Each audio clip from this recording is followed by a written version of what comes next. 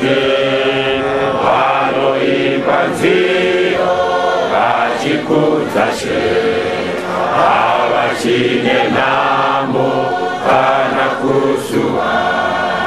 Kune nzvimbo huru yakagadzirirwa vanotenda shoko vachirichengeta vachazadzwa mwoyo nerudo rukuru havachine nhamo kana kusuwa. Iwe una Jesu ari mumwoyo mutendere nasi agare mauri akuraramise paupenyu hwako kuti usimbiswe kutenda kwako. Iwe una Jesu ari mumwoyo mutendere nasi agare mauri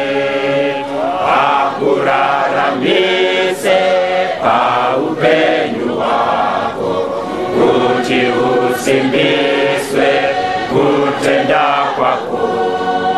Kune nzvimbo huru yakagadzirirwa vanotenda shoko vachirichengeta vachazadzwa mwoyo nerudo rukuru havachine nhamo kana kusuwa.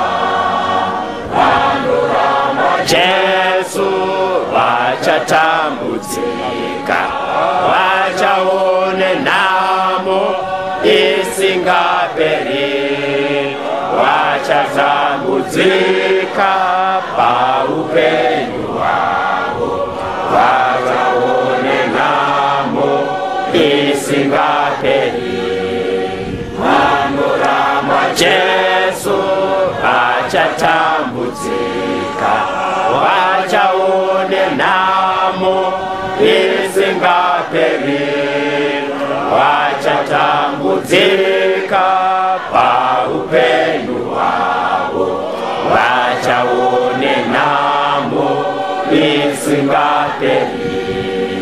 Kune nzvimbo huru yakagadzirirwa vanotenda shoko vachirichengeta vachazadzwa mwoyo nerudo rukuru havachine nhamo kana